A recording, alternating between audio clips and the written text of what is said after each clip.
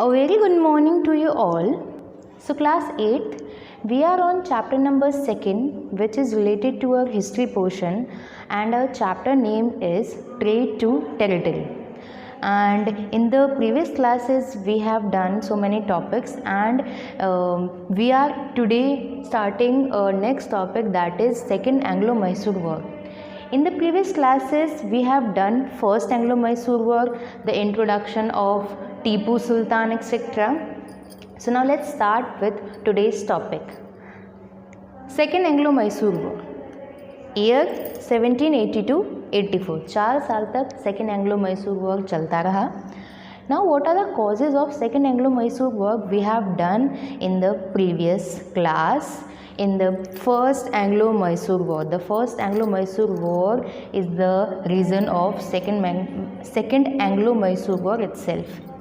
Now, on 1771 Maratha attack on Hyder Ali, मराठाओं ने मैसूर पर attack कर दिया था, ऑन हैदर अली पर अटैक कर दिया था.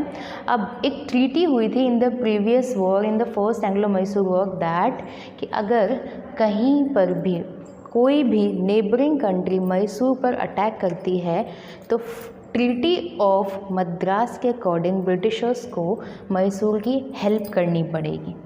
But what happen next?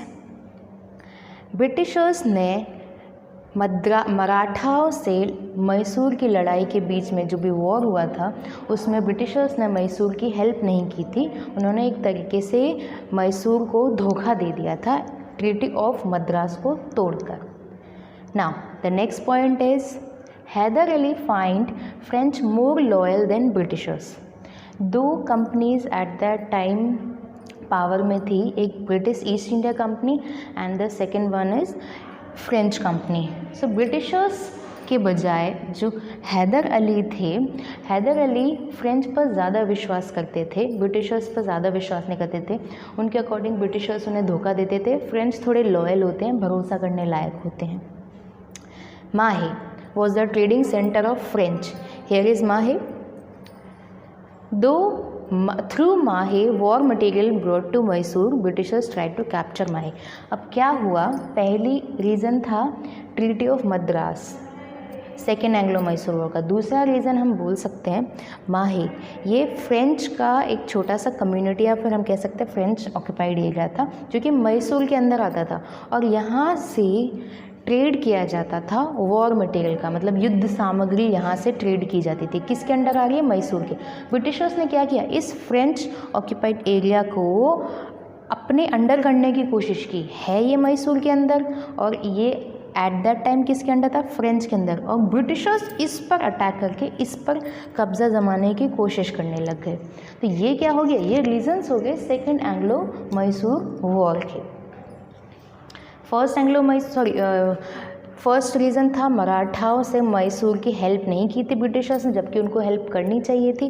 क्यों हेल्प करनी चाहिए थी? Because of the treaty of Madras they signed with Hyder Ali. And the second reason वो माहे पर, वो मीन्स ब्रिटिशर्स माहे पर अटैक करके उसको ऑक्यूपाई करना चाहते थे. This was the second reason. Now what happen next?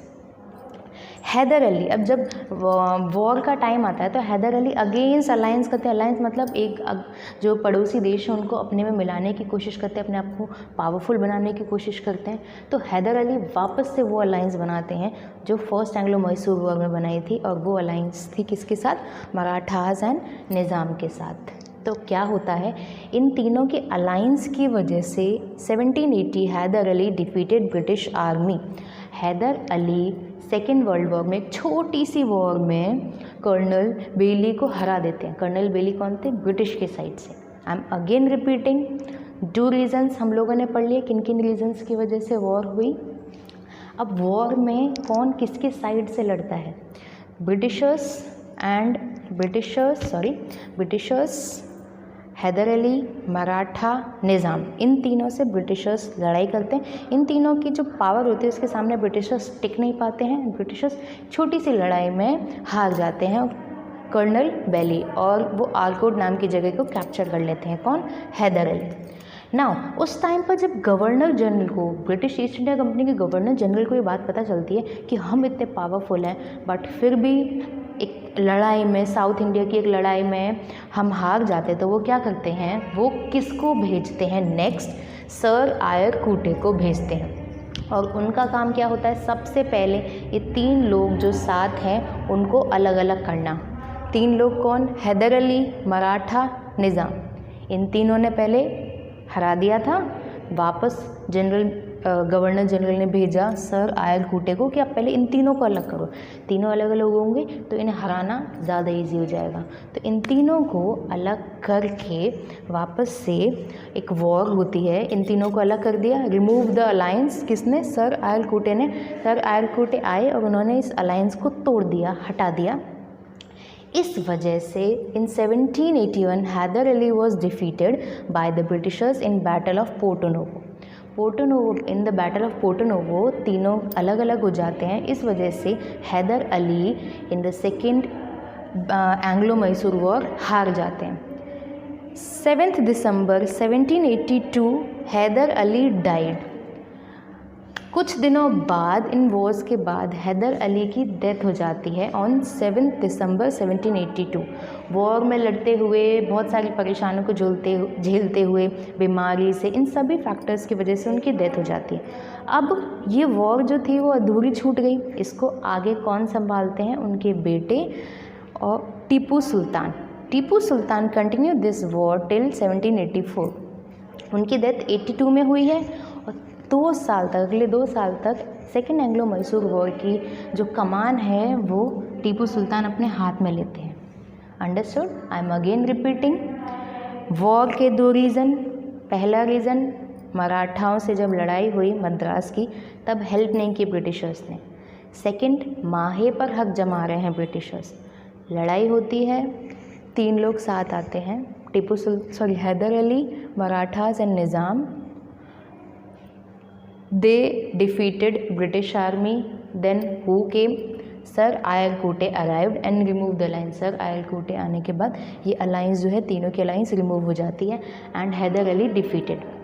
After some time Hyder Ali died. Tipu Sultan उनकी कमान संभालते हैं उस लड़ाई की। अब इस वॉर का रिजल्ट क्या होता है?